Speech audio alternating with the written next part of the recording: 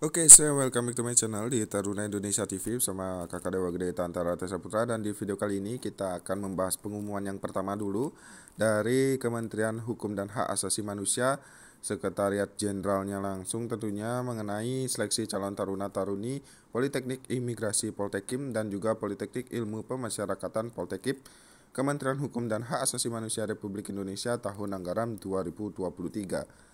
Tapi sebelum kakak bahas video ini, silahkan bagi kalian jangan lupa juga untuk follow YouTube kita ya. Nah ini dia YouTube Taruna Indonesia TV. Silahkan di follow karena kita akan upload di sini juga secara cepat dan ringkas tentunya. WD. Jangan lupa juga untuk follow Instagram kita, dan bagi kalian yang berminat untuk beli buku kita, kalian bisa beli ya melalui Shopee dengan nama Toko Dewa Gede Tantara seperti ini. Kemudian bisa juga melalui TikTok Shop di @taruna_indonesia_tv. Bisa juga pesan PDF-nya melalui DM Instagram kita di @taruna_indonesia_tv. Untuk testimoni kalian bisa cek di bagian highlight yang tahun lalu sudah lulus. Banyak banget ya, sampai kita nggak bisa ngupload lagi. Tapi ini, nah, sampai kita nggak bisa ngupload lagi ya. Widih.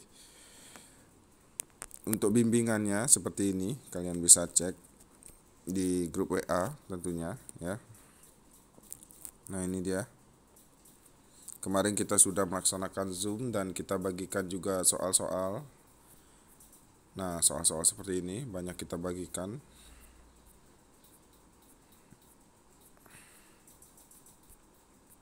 Nah seperti inilah grup bimbingannya ya. Baik, yang berminat silakan aja cek Shopee dengan nama Toko Dewa Gede Tantara. Kita akan lanjut di sini terkait dengan penjelasan. Mungkin secara umum kakak tidak jelaskan. Intinya secara pendaftaran itu dilaksanakan secara online tanggal 1 sampai dengan 30 April 2023. Kemudian kita lanjut untuk persyaratan. Nah, untuk persyaratan di sini WNI pastinya, kemudian pendidikan SLTA minimal usia 17 tahun dan maksimal 23 tahun pada awal pendaftaran tanggal 1 April. Kemudian untuk tinggi badan, nah ini yang paling penting ya, tinggi badan minimal 170 cm untuk laki-laki dan minimal 160 cm untuk perempuan dengan berat badan ideal. Nah, kalau misalnya kalian nggak ideal ataupun tinggi kalian tidak memenuhi syarat, kalian akan gugur di seleksi administrasi.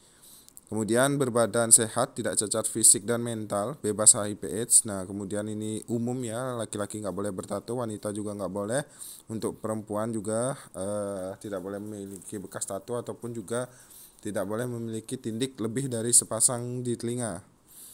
Kemudian belum pernah menikah, dan perempuan tidak pernah melahirkan atau laki-laki pun juga tidak pernah memiliki anak secara biologis. Kemudian bersedia ditempatkan di UPT Imigrasi dan Pemasyarakatan di seluruh wilayah Indonesia.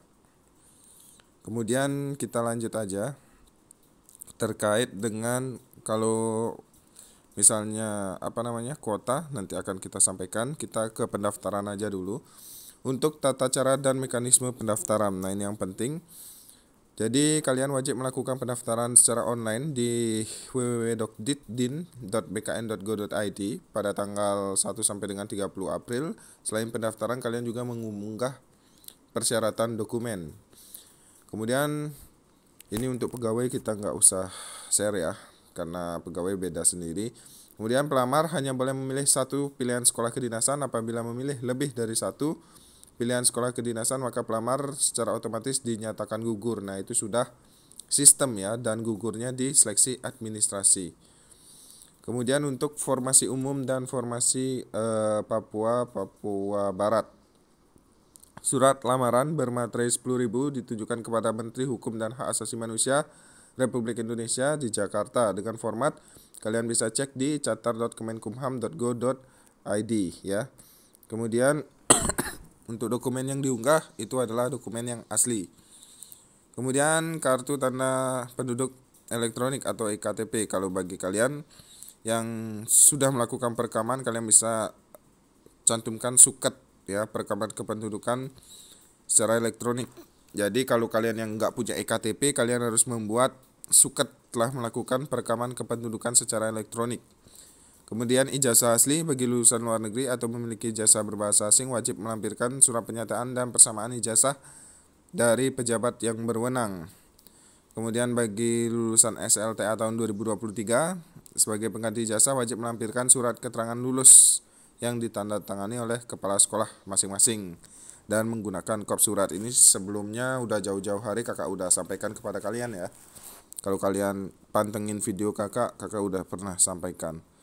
Kemudian lanjut, akte kelahiran, surat keterangan lahir asli dari Dinas Kependudukan dan Catatan Sipil. Kemudian surat keterangan belum pernah menikah yang ditandatangani oleh lurah atau kepala desa.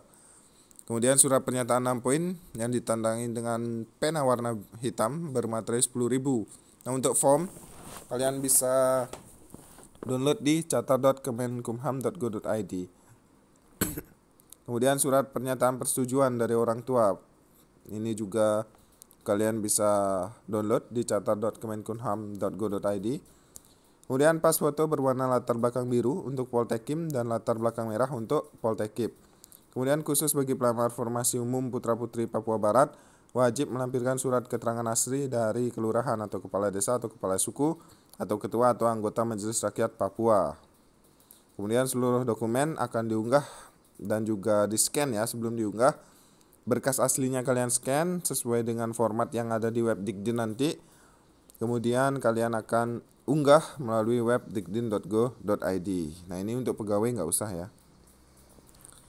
Mungkin itu dulu terkait dengan persyaratan, karena kita umumkan persyaratan dulu, nanti baru lanjut ke kuota dan juga tahapan seleksi. Jadi sudah resmi ya diumumkan tanggal mungkin kemarin ya, kakak juga baru baca pagi ini, dan sudah ditandatangani oleh Sekretaris Jenderal Menteri Hukum dan Hak Asasi Manusia Komjen Pol Andap Budi Revianto. Mungkin itu yang dapat kakak sampaikan. Ditunggu nanti selanjutnya di pengumuman selanjutnya. Mohon maaf apabila ada salah kata atau salah tingkah, and see you next time. Bye bye.